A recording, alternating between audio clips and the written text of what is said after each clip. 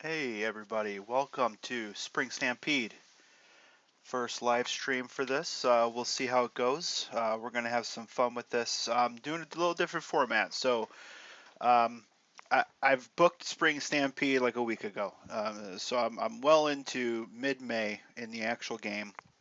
And I wanted to do something different to see if this is going to be fun. It took a while to put this all together, so we'll see if it's worth it. So here's the matches we have going. So let's take a look. We've got Arn Anderson versus Bobby Eaton. Arn Anderson's the television champion, and he is putting the title up against Eaton. Uh, Hoping to see a good match there. Dean Malenko versus Owen Hart. Um, they're in the middle of a best of seven series. Right now, Owen's ahead 2-1, and we're going to see if Malenko can catch up or if Owen is going to go 3-1. So this could be an interesting situation here if Malenko can't pick up a win. We've also got a steel cage match, Ricky Steamboat and Ric Flair. This started back in late January. Um, There's always tension between Ric Flair and Ricky Steamboat. Let's be honest. Tag matches happened. Steamboat and Flair went one-on-one. Things went to a draw. And quite honestly, Ric Flair was not happy with that. He thinks he's the bigger man here, and he thinks that he can take Steamboat out. So we'll also see if injury has anything to do with it. If you've been following the diary, Steamboat was attacked by Rick Rude and Ric Flair on World Championship Wrestling TV, which happened this Saturday, April 20th, game time. So how is that going to affect Steamboat? We're going to find out. We've also got Lex Luger putting the United States Championship up against Rick Martel. We have Doom going against the current World Tag Team Champions, the Steiner Brothers. Stipulation here is if Doom loses, they will no longer be able to challenge for the Tag Team Championship again in WCW. Teddy Long has opened his mouth, and we're going to see where it gets them. Doom lost their first rematch, and now they have a second rematch. And finally, we have Rick Rude versus Sting for the NWA World Heavyweight Championship. Forgot to add his picture on here, but the special enforcer in this match is Roddy Piper. So we are going to jump right in to match number one. Oh, I'm sorry, pre-show match. Derp.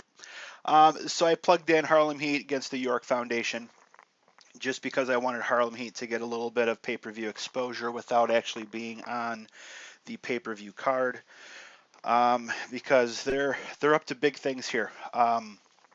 We'll see how the York Foundation plays out, trying to turn Terry Taylor heel, and the fans aren't liking it. So we're still pending on that. Harlem Heat picks up the victory here in this match. All right, so we've got the tag team or the television championship here. I am not Jim Ross, nor am I Tony Schiavone or anyone else good who can call matches. So these are just some write-ups that I did in the diary. If you follow on the Grey Dog software forums, you'll see after this video ends, I'll have the full write-up in there, like I usually do on a daily basis. So Arn Anderson, he's able to use his ground and pound game to take it to Eaton. But Eaton, it was an evenly matched game with Eaton possessing the technical skills needed. They went back and forth. Um, Eaton was able to land a back suplex in the middle of the ring, and this was his opportunity. He climbs up, he hits an Alabama Jam. It's if you don't know what that is, flying leg drop. He gets one, he gets two. Anderson gets his shoulder up. Jim Ross is beside himself and believed that we had a 3 count. We had a new TV champion.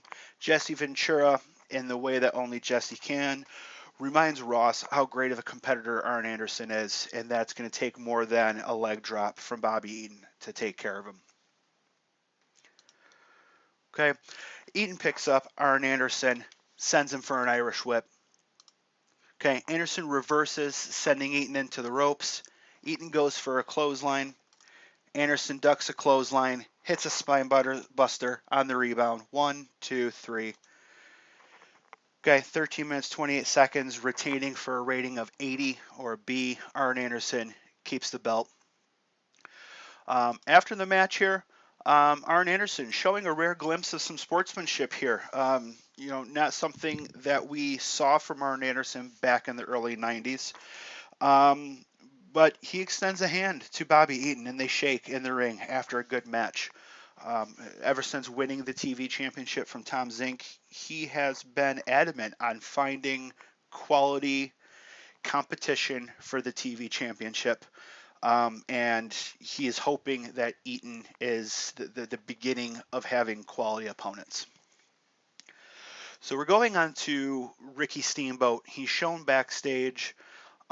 He's been icing his knee, and he's making his way out. The cage match with Ric Flair is next. So they're not going on last.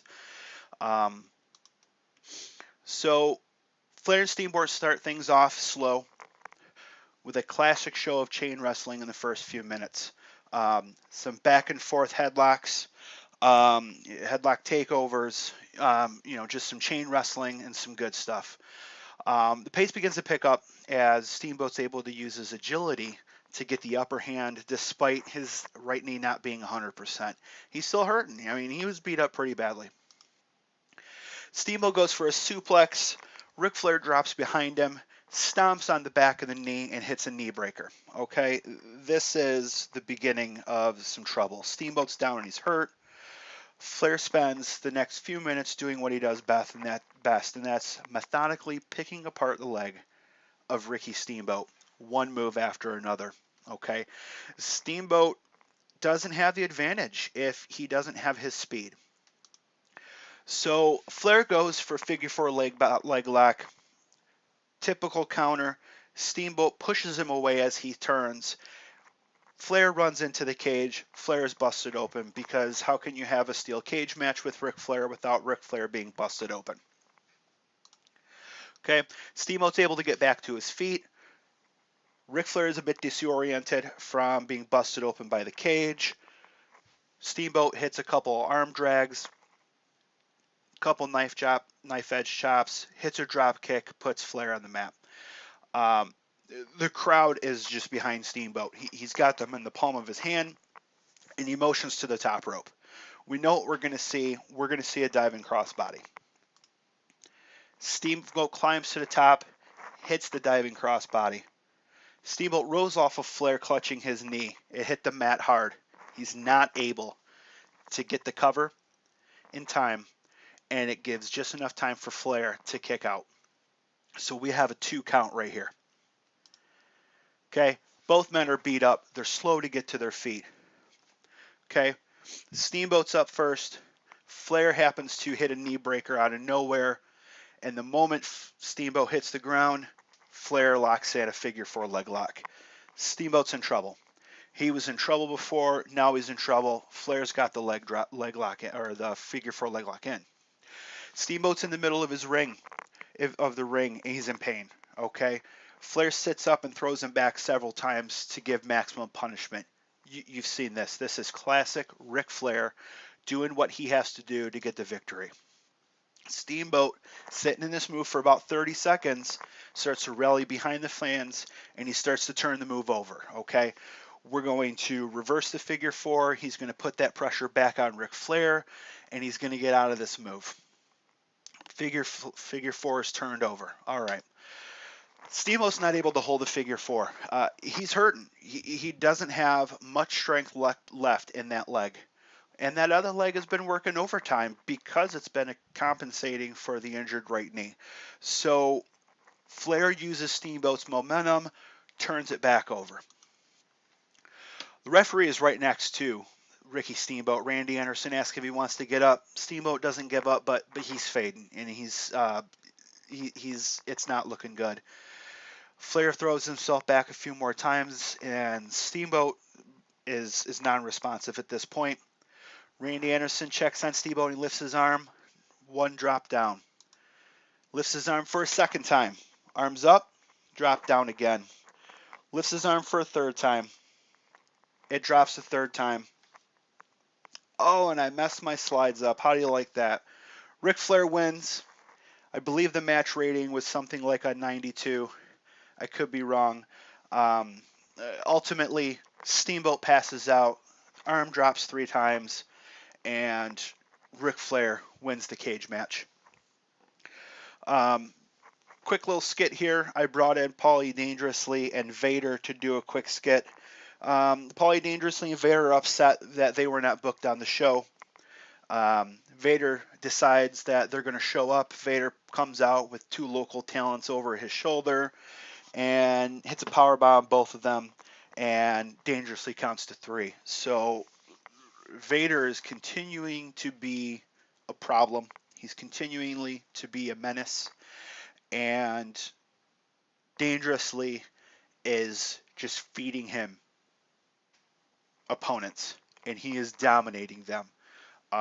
Vader has yet to have a loss in WCW.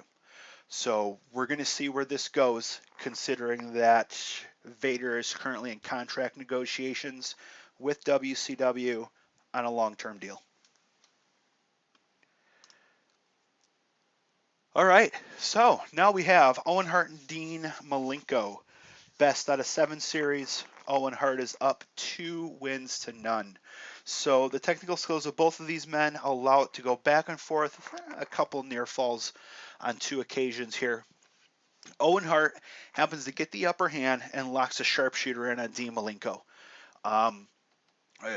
We have not seen a submission out of Dean Malenko, so this will be interesting to see if Dean Malenko is able to tap. But he is able to make it to the ropes after being in the hold for a little while. Owen Hart has to break the hold. So Owen goes to the top rope. We're probably going to see a missile drop kick here, but Malenko is able to counter, hits him a couple times, puts him up on his shoulders while he's on the top rope, and basically delivers a top rope fireman's carry gut buster from the top rope. A common move by Dean Malenko in WCW. He turns him over and he gets a 3 count. My slides are all out of whack. First time I've done this, and these are all images, so it took a little bit of time, and I probably just messed the naming conventions up. I apologize. So Dean Malenko picks up the win. I believe the match rating was something like a 62, which is on par for about what they've been doing. I believe their best is a 63, and that was a draw that started the best out of 7. So now we're moving on to the United States Championship. Quick background here before we go into this match. Rick Martel shows up on the scene in February. Rick Martel comes out and he saves Bobby Eaton from a post-match beatdown by Lex Luger. Luger wins the match. He's going to inflict more punishment, and he takes out Bobby Eaton. Morton comes in and sends Luger out of the ring before he's able to hit a pile driver. So that is what has caused this. Move forward a couple weeks. They have a match on World Championship Wrestling TV taping. It is not for the championship, but they have a match. Luger nails Martel with the championship getting disqualified. So what we have here is we basically have a Lex Luger who has turned heel. I'm not going to say he has the narcissist gimmick, but he's heading in that direction. Maybe a mix of his narcissist gimmick that you may remember and a mix of Rick Rude. But he's around that flamboyant, kind of arrogant. It's Lex Luger. He pulls it off well. And this is going to be no holds barred. So Luger can no longer get out of the match with a disqualification. So Luger's pretty cocky from the start of this match. They go back and forth with Luger getting the advantage on Martel, basically setting the pace of this match, okay? After going back and forth, Luger takes Martel, sends him for an Irish whip, runs himself off the ropes, takes a jump and hits him with a clothesline. This is match over. This is his signature move. Luger goes on the cover, but only gets a 2 count. Only gets a 2 count. Lex Luger is not happy. He's only getting a 2 count with this clothesline. Back in the early 90s, a simple clothesline, a simple superplex, that's what it was, man. That was picking up victories. So we have an upset Lex Luger, grabs the United States Championship, slides back in the ring, and once Martel gets up, he charges. Luger nails Martel in the head with the belt, completely legal this time. Martel is out in the middle of the ring. Luger goes for pin.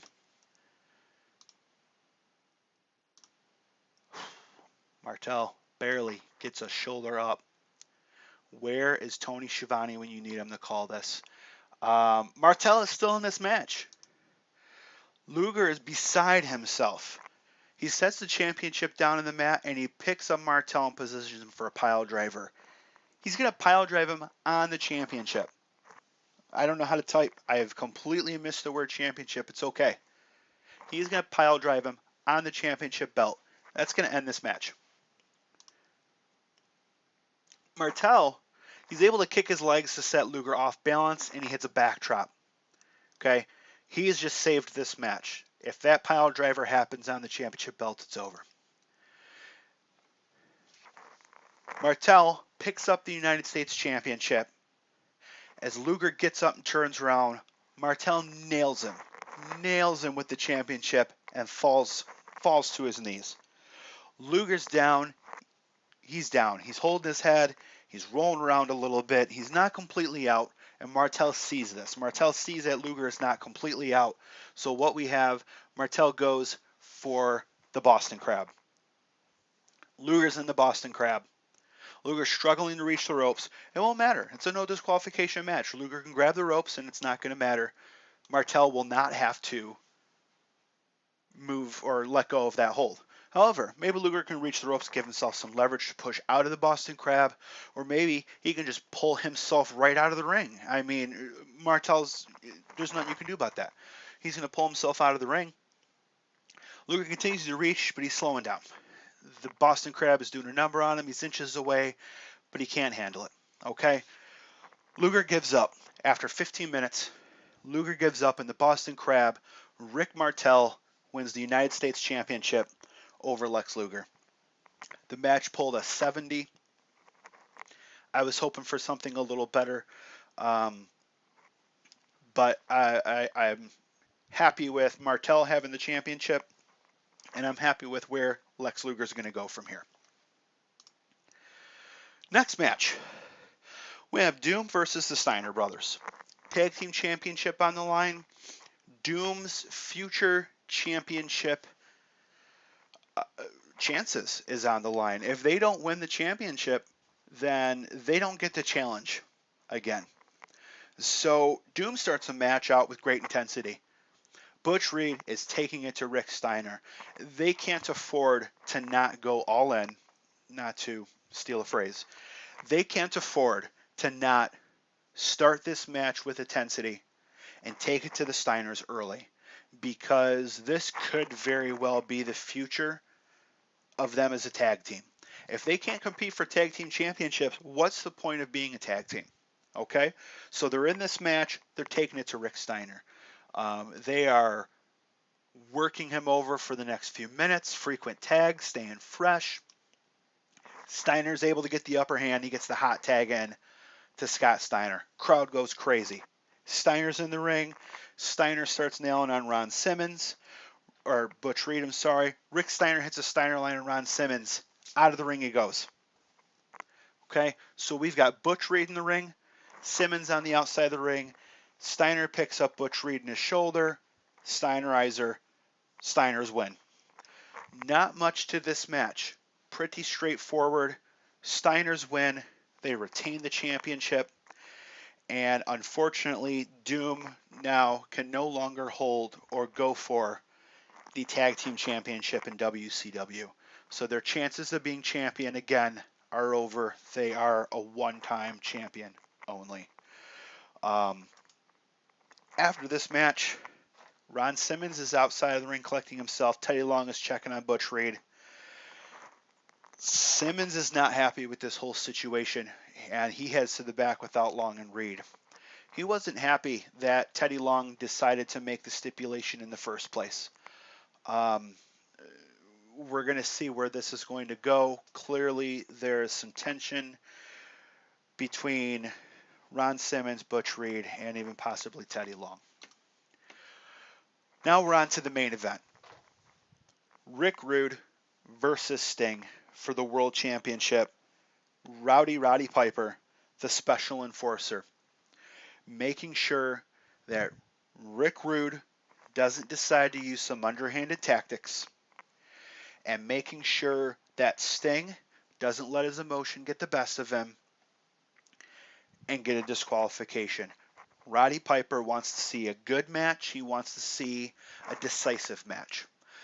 If you follow the diary, then you'll know that on yesterday's World Championship Wrestling, there was a slight altercation.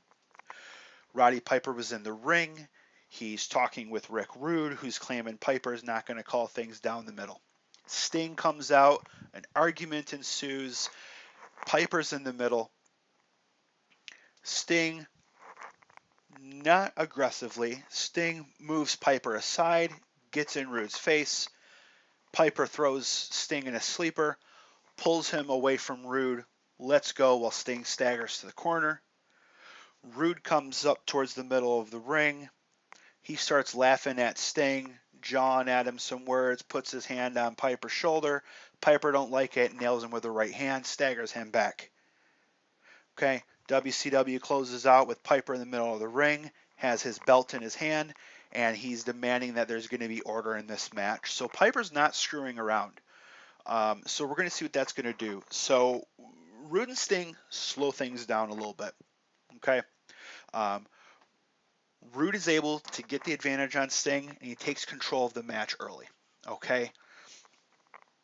Men trade offense for about the next 10 to 12 minutes. No pin attempts. It's going to take more than a little bit of offense over the course of 10 minutes to pin either one of these two.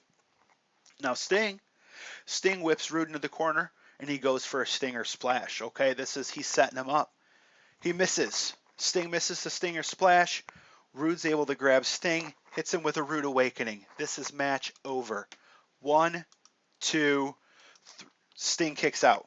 Sting kicks out. Crowd's going absolutely nuts. Okay, people are standing. They're fully behind Sting. No one wants to see Rick Rude win. Okay, Roddy Piper, he's outside. He's watching with great intent. So far, he hasn't had to do anything, and that's kind of what he wants. He don't want to have to get involved.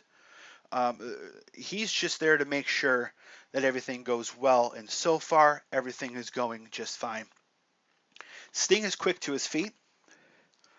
Okay, and he locks in a Scorpion Deathlock. Rude's in trouble. Scorpion Deathlock is in. Rude is in some trouble. After about 30 seconds, Rude is able to power his way to the ropes and cause a break. Okay. Sting lets go. He doesn't know what he needs to do. Rude is struggling to get to his feet. He is using the ropes to pull himself up, but he is struggling. Randy Anderson comes over to check on Rude. Sting lunges at Rude, clotheslines Randy Anderson out of the ring. Randy Anderson's down. Ref is down. Piper goes to check on him. We have the official down. Rick Rude goes for the Rude Awakening, but Sting is able to fight out of it, hitting Sting with a series of punches and chops, sending him back into the corner. Sting whips Rude into the other turnbuckle, hits a Stinger Splash. Rude's out on his feet. He's weary. He's staggering his way towards the middle of the ring. Sting has hit him with a Stinger Splash. Rude's still on his feet. Sting has put him in the Scorpion Deathlock, and Rude was able to get to the ropes. He needs to pull something out of his bag of tricks, and he does. Sting bounces off the ropes, hits a jumping DDT. Okay, Rude's down. Randy Anderson's still out. Piper notices there's a pinfall in the ring, and he slides in. 1, 2, 3. Match over. Sting picks up the win after 26 minutes. An amazing match here with a rating of 79. Um, how is this going to play out? We don't know. I'm sure Rick Rude will want to claim that Roddy Piper screwed him over. That is not the case. This was not a fast count. This was a legitimate 3 count. Sting is your world champ. Guys, thanks for watching. 85 on the show card, which is the best pay-per-view I've put on so far. The last one I did was an 84. So we're getting there. Having a lot of fun booking WCW in the early 90s. And if you are interested in seeing all of this, check out this link, tew.levinixgaming.com. That will redirect you to the Grey Dog software forums where I am posting. I've been posting 1 week worth of shows every day. There's Main Event and Power Hour, which are B shows. So I'm using those shows to build up some newer guys. And then there's World Championship Wrestling as well. So there's 3 shows a week. And I am also doing 1 pay-per-view a month for the show, with the goal of posting an entire month's worth of shows within a week, 1 week per day. So let me know what you think about this. Read the diary. I'd love to hear your guys' thoughts. I'd love to hear your guys' input on anything from the storylines I'm running to the presentation of how I'm posting in the forums. Anything you guys got feedback on. This has been an absolute blast. I'm having a great time. And guys, thanks for connecting.